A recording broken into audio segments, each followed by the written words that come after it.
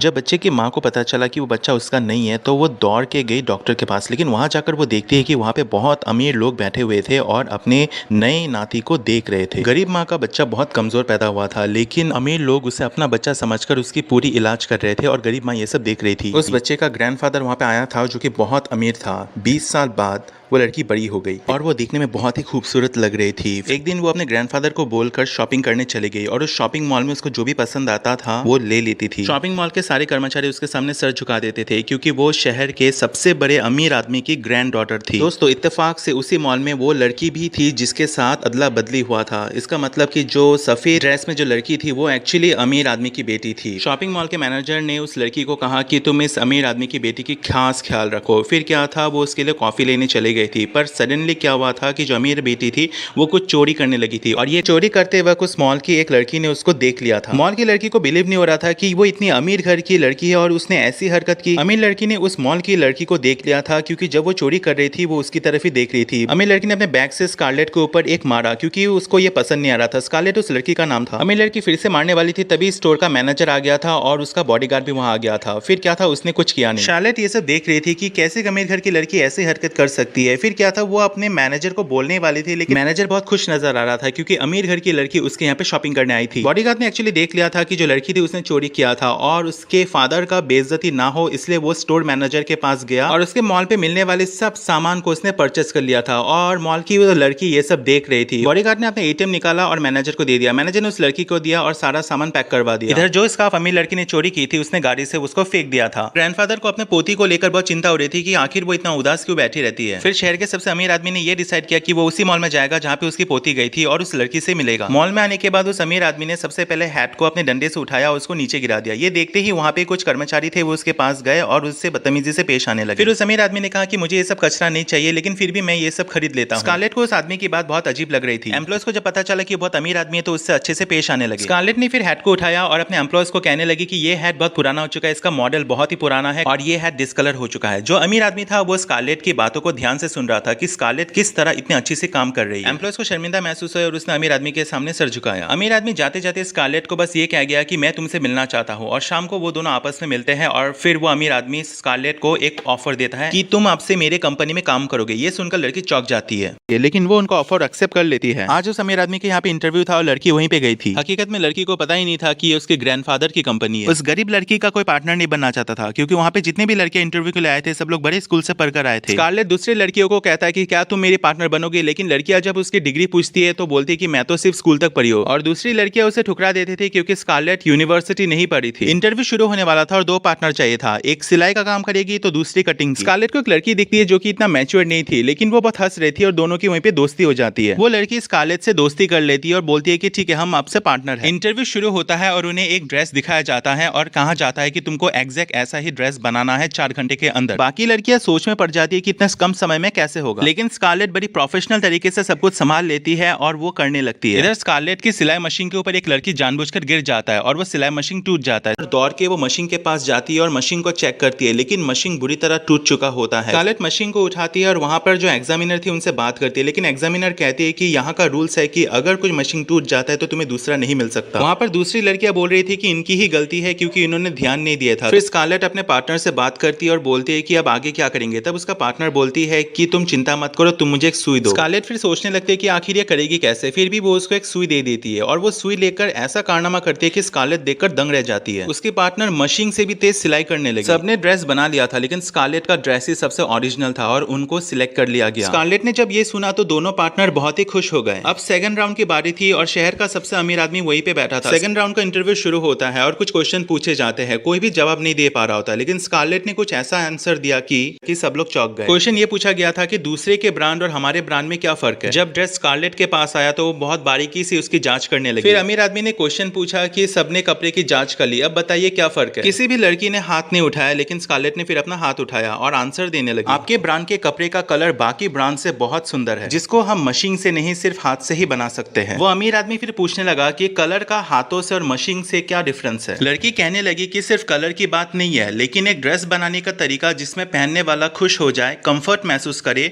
जो इस कंपनी के यूनिक को दर्शाता है। और ये सब तभी मुमकिन है जब ड्रेस मटेरियल को हाथों से बनाया जाए। अमीर आदमी उस लड़की की बात सुनकर बहुत खुश हो गया और उसे अपॉइंट कर लिया गया। उस अमीर आदमी की बेटी भी वहीं पे थी और उसको यकीन नहीं हो रहा था कि वो लड़की इस इंटरव्यू में पास हो गई। स्कारलेट और उसकी फ्रेंड दोनों इंटरव्यू के रूम से बाहर निकलती है। दोनों बात करने लगते हैं कि उनका इंटरव्यू बहुत ही अच्छा गया। स्कारलेट बोलने लगती है कि तुम्हारे हाथों में तो जादू है, तुम इतने फास्ट सिलाई कर लेती हो। और फिर दोनों हंसने लगे। शाम को स्कारलेट उस अमीर लड़की के घर आती है क्योंकि उसका हस्बैंड ने उसको बुलाया था। उस आदमी ने स्कारलेट को कहा कि मैं तुम्हें डिजाइनर ट्रेनिंग प्रोग्राम के बारे में बताऊंगा, इसलिए कल शाम को तुम रेस्टोरेंट में आ जाना। स्कारलेट फिर वहां से जाने वाली थी, लेकिन फिर उस आदमी ने अपनी पत्नी के सामने कुछ ऐसे हरकत की स्कारलेट को वो बिल्कुल पसंद नहीं आया था। अगले शाम स्कारलेट और वो आदमी रेस्टोरेंट में मिलते हैं। फिर वो आदमी स्कारलेट के लिए ड्रिंक ऑर्डर करता है और स्कारलेट को ड्रिंक सर्व करता है। वो आदमी बड़े चाव से पी रहा था, लेकिन स्कारलेट को वो बिल्कुल पसंद नहीं आया था। स्कारलेट ने अपना ग्लास नीचे रख दिया और उस आदमी से पूछने लगा कि आखिर तुमने मुझे ये क्या पिला दिया। वो आदमी फिर हंसने लगा और कहने लगा कुछ नहीं, बस रेड वाइन था। स्कारलेट को उसका बर्ताव अच्छा नहीं लगा और वो वहां से चली जाती है। स्कारलेट जब बाहर जाती है, वो अमीर लड़की वहीं पे थी। अमीर लड़की स्कारलेट को देखकर चौंक जाती है और रेस्टोरेंट के अंदर आती है और अपने पति को वहां पे बैठे हुए पाती है। लड़की कहती है कि तुम फिर से किसी के जज्बात के साथ खेल रहे हो। उसका पति फिर स्कारलेट का तारीफ करते हुए कहता है कि वो कितनी अच्छी लड़की है, कितना क्यूट है, और तुम क्या हो पता है, तुम एक कीड़े की तरह हो जो मेरे पैरों के नीचे रेंगता रहता है। तुम्हें यह अहंकार है कि तुम्हें लगता है कि तुम्हारा खून मुझसे ज्यादा गहरा और गाढ़ा है। अमीर लड़की बहुत गुस्से में थी और वहां लिफ्ट में उसके सामने स्कारलेट थी। स्कारलेट को देखकर वो अपने जज्बात को काबू नहीं कर पाई और स्कारलेट के ऊपर अपना गुस्सा जाहिर कर देती है और कहती है कि तुमने मेरे ग्रैंडफादर को अपने जाल में फंसाया, यहाँ तक कि अब तुम मेरे हस्बैंड के साथ फ्लर्ट कर रही हो। स्कारलेट कहती है कि अपने आप को देखिए मैम, आपको जरूर कोई गलतफहमी हो रही है। अमीर लड़की स्कारलेट की एक भी नहीं सुन रही थी और उसने स्कारलेट को धक्का दे दिया। स्कारलेट बिना कुछ कहे लिफ्ट से बाहर जाना चाहती थी, लेकिन उस अमीर लड़की ने उसको फिर से धक्का दे दिया। इस बार एक गजब ये हुआ कि लिफ्ट का कंट्रोलर बिगड़ गया और लिफ्ट वहीं पे बंद हो गया। अमीर लड़की को अंधेरे से डर लगता था और लिफ्ट में फंसे होने की वजह से उसे और भी डर लगने लगा। स्कारलेट फिर देखती है कि वो अमीर लड़की डर के मारे नीचे गिर जाती है। अमीर लड़की को अंधेरे की वजह से बहुत डर लग रहा था और उसका सांस लेने में प्रॉब्लम हो रहा था। स्कारलेट ने कहा कि तुम अपनी आंखें बंद करो और इस घड़ी की आवाज को सुनो, बस इसमें कंसंट्रेशन करो। स्कारलेट ने उस अमीर लड़की का हाथ पकड़ा हुआ था क्योंकि वो बहुत डर रही थी। तभी लिफ्ट का दरवाजा खुल जाता है और दोनों बाहर निकल आते हैं और फिर अचानक से उस अमीर लड़की का हस्बैंड भी वहीं पे पहुंच जाता है और पूछता है कि तुम ठीक तो हो, क्या हुआ था तुम्हारे साथ। अमीर लड़की कहती है कि कुछ नहीं हुआ था, बस लिफ्ट खराब हो गया था। फिर वो आदमी कहता है कि ठीक है, अभी हम लोग घर चलते हैं और स्कारलेट को बोलता है कि तुम भी हमारे साथ घर चलो, मुझे तुमसे कुछ बात करना है। सब लोग घर पहुंच जाते हैं और वो अमीर ग्रैंडफादर भी वहीं पे था। अमीर ग्रैंडपा ने कहा कि आज स्कारलेट तुम्हारे साथ कैसे। इसमें उस आदमी ने कहा कि आज हम डिनर करने गए थे और स्कारलेट भी हमारे साथ ही थी। फिर स्कारलेट अमीर लड़की से कहती है कि मुझे आपसे कुछ बात करना है, लेकिन इसमें जो अमीर लड़की थी वो भड़क जाती है। अमीर लड़की के जाने के बाद उसका हस्बैंड स्कारलेट को कहता है कि तुम्हें मेरी पत्नी की तरह व्यवहार करने के लिए तैयार हो जाना चाहिए, ये आने वाली चीजों की तुलना में कुछ भी नहीं है। स्कारलेट उस आदमी की बातें सुनकर बहुत ही हैरान हो चुकी थी। स्कारलेट ने फिर डिसाइड किया कि वो अब इस घर में नहीं रहना चाहती और उसने अपना सूटकेस उठाया और अपने सारे कपड़े पैक करने लगी। स्कारलेट घर के बाहर जाने वाले थी कि जो अमीर लड़की थी उसने स्कारलेट को रोका और कहा कि तुम कहां जा रही हो। स्कारलेट कहती है कि मुझे इस घर में नहीं रहना, मैं क्वाइट करती हूँ। अमीर लड़की कहती है क्या ये सब तुम मेरे लिए करी हो। तब स्कारलेट कहते नहीं, मुझे इस घर से ही नफरत है। अगले सुबह स्कारलेट अपनी माँ से मिलती है और उसकी माँ पूछती है कि आखिर क्या बात हुई। स्कारलेट कहती है कि मैंने नौकरी छोड़ दी, मैं मैडम की हेल्प करना चाहती हूँ, उनकी हिफाजत करना चाहती हूँ, लेकिन परिस्थिति कुछ ऐसा हो गई कि मैं अब वहाँ पे नहीं रह सकती। स्कारलेट की माँ कहती है कि कोई बात नहीं बेटा, चलो हम लोग अभी घर जाते हैं। इधर ग्रैंडपा अपनी पोती से पूछती है कि आखिर स्कारलेट ने बिना बताए यहाँ से क्यों चली गई। उसकी पोती बोलती है कि मुझे इसके बारे में कुछ नहीं पता ग्रैंडपा। वही उसका पति बोलता है कि वो इररेस्पॉन्सिबल है, उसका डिजाइनर ट्रेनिंग प्रोग्राम शुरू होने वाला था और वो मुझे बिना बताए यहाँ से चली गई। ग्रैंडपा ने कहा कि मुझे स्कारलेट से मिलना है, कल सुबह ही इसका इंतजाम करें। अगले दिन ग्रैंडपा और स्कारलेट ऑफिस में मिलते हैं और ग्रैंडपा पूछते हैं कि नौकरी छोड़ने की वजह क्या है। स्कारलेट ने कहा कि यहाँ पे इंटरव्यू देना ही मेरी सबसे बड़ी गलती थी। ग्रैंडपा ने कहा कि अगर तुम यहाँ से चले जाओगे तो तुम्हारे सारे सपने टूट जाएंगे, क्या तुम यही चाहती हो। स्कारलेट ने फिर कहा मुझे माफ कर दीजिए सर, लेकिन मैं ये नौकरी नहीं कर सकती। दोस्तों हकीकत में ग्रैंडपा नहीं चाहते थे कि स्कारलेट उसका कंपनी छोड़ के जाए। तभी अचानक ग्रैंडपा को हार्ट अटैक आता है और वो स्कारलेट का हाथ पकड़ लेती है। स्कारलेट ये सब देखकर घबरा जाती है। तभी ग्रैंडफादर का बॉडीगार्ड वहाँ पे आ जाता है और स्कारलेट से पूछता है कि आखिर सर को क्या हुआ। बॉडीगार्ड घबराकर हॉस्पिटल में फोन करने वाला था कि तब सर ने उसको रोक लिया और कहा कि फोन मत करो, एम्प्लॉयज डर जाएंगे और हमारा स्टॉक मार्केट में भी शेयर गिर सकता है। स्कारलेट कहती है कि अगर आप ये बात सब एम्प्लॉय से छुपाना चाहते हैं तो छुपाइए, लेकिन हमें सबकी नजरों से ग्रैंडपा को हॉस्पिटल तो लेके जाना पड़ेगा। स्कारलेट ने ग्रैंडफादर के पैर में बैंडेज कर दिया था और एम्प्लॉयज ने जब देखा तो उन्हें बस ये लगा कि शायद ग्रैंडफादर को चोट लगी है, क्योंकि दोस्तों अगर एम्प्लॉयज को ये बात पता चलता है कि ग्रैंडफादर को हार्ट अटैक आया है तो सब लोग घबरा जाते। ग्रैंडफादर से मिलने फिर उसका बॉडीगार्ड आता है और ग्रैंडफादर पूछता है ऑफिस में सब ठीक ठाक तो है। बॉडीगार्ड बोलता है कि सब ठीक है, कि कोई चिंता करने की बात नहीं है। स्कारलेट ने सब संभाल लिया और किसी को कोई शक भी नहीं हुआ। फिर बॉडीगार्ड हॉस्पिटल के रूम से बाहर निकलता है और बाहर स्कारलेट उससे पूछते है क्या ग्रैंडपा भी ठीक है, तो बॉडीगार्ड कहता है हाँ वो भी बिल्कुल ठीक है। इधर बॉडीगार्ड अमीर आदमी के पोती से मिलने आता है और उसे कंपनी का कॉर्पोरेट सील देता है और कहता है कि ग्रैंडपा ने कहा कि 7 दिन के लिए आप चेयरमैन हैं। बॉडीगार्ड फिर अमीर लड़की के सामने सर झुकाता है और वो वहां से चला जाता है। अमीर लड़की मन ही मन बहुत मुस्कुरा रही थी क्योंकि 7 दिन के लिए वो कंपनी की चेयरमैन बन गई। रात को अमीर लड़की सो रही होती है और उसके कमरे में उसका हस्बैंड आता है और ब्लैंकेट को खींच के फेंक देता है है और उसका आई मास्क निकाल देता है। इससे वो लड़की जाग जाती है। आदमी कहता है कि तुम्हारे साइन की जरूरत है क्योंकि 7 दिन के लिए तुम कंपनी की चेयरमैन हो। अमीर लड़की गुस्सा हो जाती है और अपने पति को कहती है तुम इससे अच्छा डाइवोर्स के पेपर दे दो, मैं उसमें साइन कर देती हूँ। आदमी फिर मुस्कुराता है और अपनी पत्नी को कहता है कि क्या तुम्हें किम डॉकमैन याद है, जिसका बहुत ही बदसूरत चेहरा था और होटल में तुम्हारे साथ बदतमीजी की थी।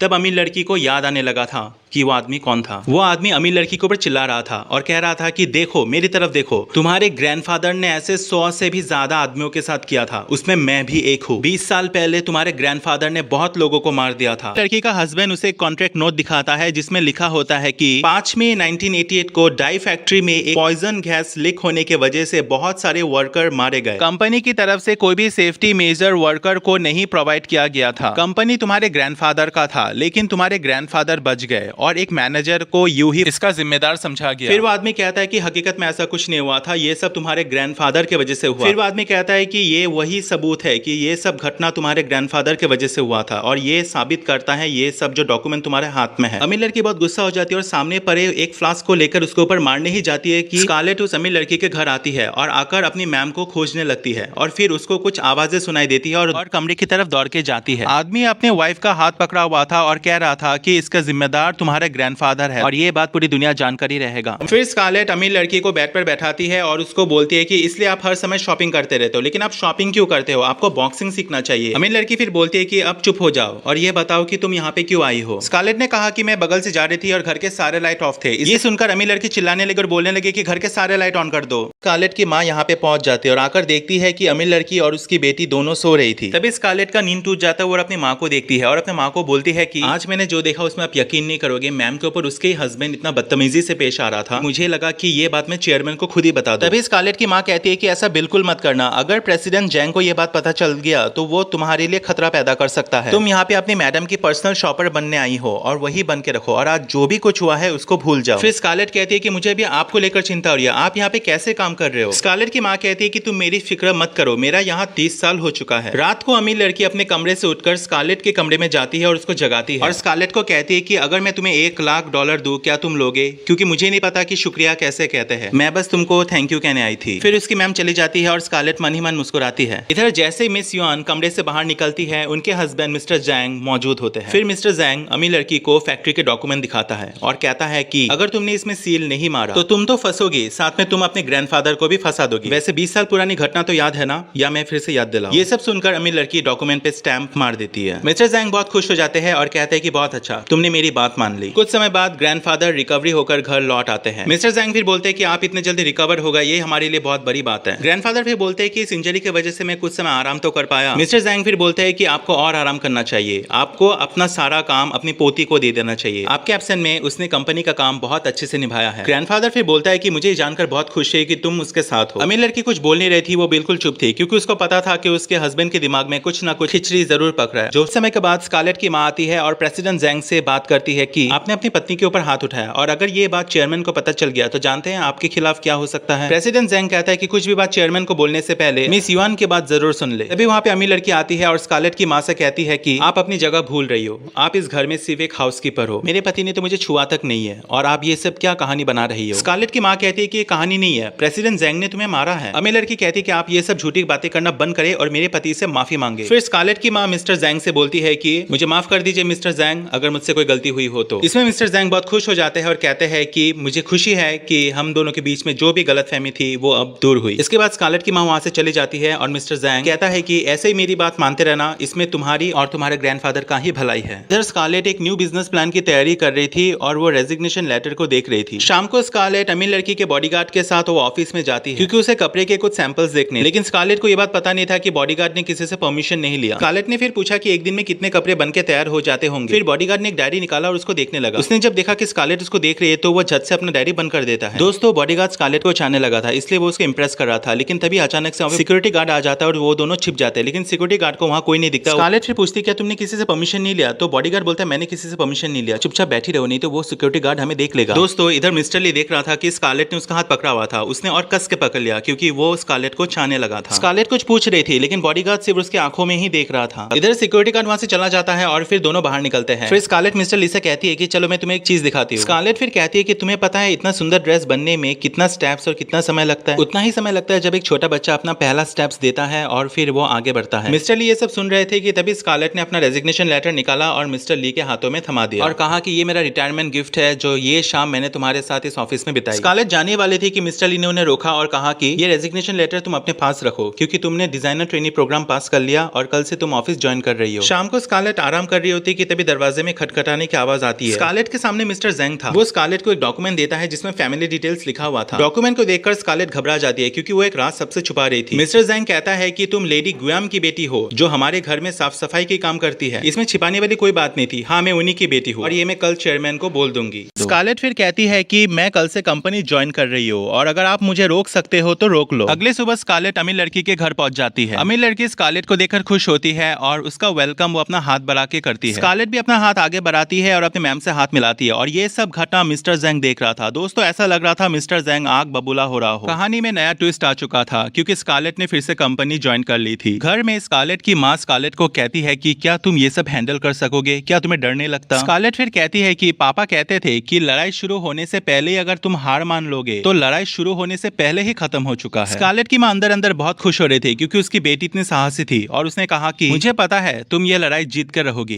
क्योंकि पापा तुम्हारे साथ है। इधर अमीर लड़की के घर में सुबह का नाश्ता हो रहा था कि स्कारलेट को हिचकी आती है। फिर मिस युआन देखती है कि स्कारलेट को बहुत बुरी तरह हिचकी आ रहा था। फिर स्कारलेट ने अपनी नाक बंद की और एक ही बार में पानी गटक गई। मिस्टर ज़ेंग ये सब देख रहे थे लेकिन स्कारलेट का हिचकी कम नहीं हो रहा था। फिर स्कारलेट ने अपनी जीभ बाहर निकाली और जोर जोर से सांस लेने लगी। ये सब मिस युआन और सब लोग देख रहे थे। स्कारलेट की हिचकी ठीक हो गई थी और उसने कहा कि अगर हम जीभ निकालकर जोर जोर से सांस ले तो हमारी हिचकी बंद हो जाती है। ग्रैंडफादर स्कारलेट की बात सुनकर फिर से इंप्रेस हो जाता है। मिस्टर ज़ेंग कहते हैं कि लेकिन खाने की टेबल में ऐसी असभ्यता अच्छी नहीं लगती। स्कारलेट फिर कहती है कि खींचना तो बहुत अच्छी बात है, अगर आप सुबह सुबह अपने कान को खींचोगे तो आपको गुस्सा भी नहीं आएगा। मिस्टर ज़ेंग ये सब देख रहे थे कि तभी ग्रैंडफादर ने कहा कि हाँ, ये बहुत अच्छी बात कही स्कारलेट ने, एक्यूप्रेशर बहुत अच्छी चीज है। दोस्तों, हकीकत में स्कारलेट मिस्टर ज़ेंग का टांग खींच रहा था और ये तो बस शुरुआत थी, आगे और भी कुछ होना था। कुछ समय के बाद स्कारलेट और मिस युआन इयररिंग्स बना रहे। मिस युआन का ये फर्स्ट अटेम्प्ट था और उसने बहुत अच्छे इयररिंग्स बनाए। स्कारलेट ने फिर कहा कि आपने पहले ही अटेम्प्ट में इतने अच्छे इयररिंग्स बना लिए। मिस युआन कहती है कि तुम्हारी भी काफी अच्छे इयररिंग्स हैं। स्कारलेट फिर कहती है कि मैं तो ये अपनी माँ के लिए बना रही हूँ। फिर मिस युआन ने ऐसी बात कर दी दोस्तों कि आपका भी दिल बैठ आएगा। मिस युआन ने कहा कि ये किस तरह का फीलिंग होता है क्योंकि तुम्हारे पास तो माँ है ना। क्योंकि दोस्तों, मिस युआन की माँ नहीं थी, उसको बचपन से उसके ग्रैंडफादर ने ही पाला था। स्कारलेट थोड़ा भावुक हो गई और कहा कि जो हमेशा आपका साथ दे, हमेशा आपका साथ रहे। शाम को स्कारलेट अपनी माँ से मिलती है और कहती है कि आज मुझे बहुत ही बुरा लगा क्योंकि मैम पूछ रही थी कि माँ का फीलिंग किस तरह का होता है क्योंकि उनकी खुद की कोई माँ नहीं है, तो मुझे बहुत बुरा लगा ये सुनकर। स्कारलेट की माँ फिर पूछती है क्या मिस युआन ने तुमसे ऐसी बात पूछी। स्कारलेट ने फिर कहा हाँ, मुझसे ऐसी बात पूछी। मिस युआन बहुत उदास है, वो अपनी माँ को बहुत याद कर रही थी और ये बात जब लेडी गुयाम ने सुनी तो वो मिस युआन के पास गई। फिर लेडी गुयाम ने कहा कि क्या आप मेरे साथ रेलवे स्टेशन चलेंगे क्योंकि आप जब छोटी थी और उदास हो जाती थी तब आप मेरे साथ रेलवे स्टेशन जाते थे और ट्रेन में चढ़ते थे। अगले सुबह तीनों रेलवे स्टेशन जाते हैं। मिस युआन पूछती है क्या ये रेलवे स्टेशन अब बंद है। स्कारलेट की माँ कहती है कि लोगों के पुरानी यादें ताजा करने के लिए इसे फिर से खोल दिया गया। तभी दोस्तों अचानक से वहाँ पे कुत्ता आ जाता है और स्कारलेट और मिस युआन लेडी गुयाम को कस के पकड़ लेती है। लेडी गुयाम फिर कहती है कि डरो मत, उसके गले में पट्टा बांधा हुआ है, चलो मेरे साथ, हम स्टेशन के अंदर चलते हैं। लेडी गुयाम मिस युआन को देख रही थी और फिर अपना स्कार्फ निकालकर मिस युआन को पहना देती है। मिस युआन कहती है कि वो बहुत अकेली महसूस करती है, वो रोना चाहती है लेकिन वो रो नहीं पा रही है। मिस युआन की बात सुनकर उसकी असली माँ बहुत भावुक हो जाती है और फिर वो उसको प्यार करने के लिए अपने हाथ को आगे बढ़ाती है और उसे प्यार करना चाहती थी लेकिन तभी स्कारलेट वहाँ पे आ जाती है। स्कारलेट फिर रेल की पटरी पर चलती है और युआन ये सब देखकर बहुत ही खुश हो रही होती है। स्कारलेट अपनी माँ की तरफ देखती है और मिस युआन भी लेडी गुयाम की तरफ देखती है और लेडी गुयाम मन ही मन मुस्कुरा रही थी क्योंकि आज उसकी दोनों बेटी बहुत खुश है। अगले दिन डिजाइनर ट्रेनी प्रोग्राम को एक सीक्रेट बॉक्स दिया गया था और फिर स्कारलेट ने वहाँ से एक फैब्रिक निकाला। फैब्रिक को देखकर सब लोग उसको अपनी ओर खींचने लगे और फिर इसी बीच वो कपड़ा फट गया। तभी वहाँ पे मैनेजर आ जाती है और सब पर बहुत गुस्सा हो जाती है। तभी वहाँ पे एक लड़की कहती है कि फैब्रिक एक था लेकिन हम लोग 5 थे तो हमको लगा ये हमारे लिए आया है। स्कारलेट फिर बोलती है कि मैम हमें एक चांस दीजिए, हम इसी कपड़ों से एक नया ड्रेस बना के आपको दिखाएंगे। मैनेजर कहती है कि क्या फटे हुए कपड़ों से तुम एक ड्रेस बना पाओगे। स्कारलेट फिर कहती है कि हाँ मैम बिल्कुल, हमें बस एक चांस दीजिए। दोस्तों हकीकत में ये ग्रैंडपा की एक चाल थी, वो देखना चाहते थे कि टीम वर्क में कौन सबसे अच्छा बेटर काम कर सकता है। ग्रैंडपा ने फिर पूछा कि आखिर स्कारलेट ने ऐसे क्या किया। मैनेजर बताती है कि जब मैंने डिसाइड किया था कि सबको पनिशमेंट दिया जाए तब स्कारलेट सामने आई और कहा कि गलती हमसे हुई है तो हम इसको सुधारेंगे, आप बस हमें एक मौका दीजिए, हम इस फटे हुए कपड़े से ही आपको एक डिजाइनर सूट बना के रेडी करके देंगे। ग्रैंडपा ने जब ये सब बातें सुनी तो वो बहुत खुश हो गए। अगले ही पल में मैनेजर डिजाइनर रूम में आती है और स्कारलेट को एक नया फैब्रिक मटेरियल देती है। स्कारलेट ये देखकर हैरान हो जाती है और फिर मैनेजर कहती है कि हम बस एक टेस्ट ले रहे थे और इस टेस्ट में स्कारलेट पास हो गई क्योंकि आज अगर स्कारलेट नहीं होती तो तुम सबको पनिशमेंट मिलता, लेकिन स्कारलेट ने एक टीम वर्क, एक लीडर की तरह काम किया और तुम सबको बचा लिया। एक लड़की को ये बात हजम नहीं हो रही थी और उसने स्कारलेट को कहा कि तुम तो हम सब के बीच में हीरो बन गई। फिर मिस्टर ज़ैंग ने देखा कि स्कारलेट ने एक प्रस्ताव रखा कि लोगों के वोट के जरिए फैशन के कपड़े बनाए जाए। मिस्टर ज़ैंग फिर स्कारलेट को बुलाता है और फिर उसका प्रपोजल उसके मुंह में फाड़ के फेंक देता है और कहता है कि यह प्रस्ताव तुम्हारा नहीं हो सकता, सही से बताओ ये प्रस्ताव किसका है। फिर मिस्टर ज़ैंग स्कारलेट के बनाए हुए एक ड्रेस को लेता है और फाड़ देता है और फिर पूछता है कि बताओ ये प्रपोजल किसका है। स्कारलेट फिर बोलती है कि नहीं ये प्रपोजल मेरा है, लेकिन फिर भी मिस्टर ज़ैंग उसके बात पे विश्वास नहीं कर रहा था और फिर से और एक ड्रेस फाड़ दिया। इसी बीच में स्कारलेट और मिस्टर ज़ैंग के बीच में लड़ाई शुरू हो जाती है और बॉडीगार्ड वहां पे आ जाता है और मिस्टर ज़ैंग का हाथ पकड़ लेता है। मिस्टर ज़ैंग जब ये देखते हैं तो उनको बहुत गुस्सा आता है और वो मिस्टर ली को एक पंच मारता है। मिस्टर ज़ैंग फिर मिस्टर ली को मारने वाले थे, लेकिन तभी ग्रैंडपा वहां पे आ जाते हैं और ग्रैंडपा को देखकर मिस्टर ज़ैंग हक्के बक्के हो जाते हैं।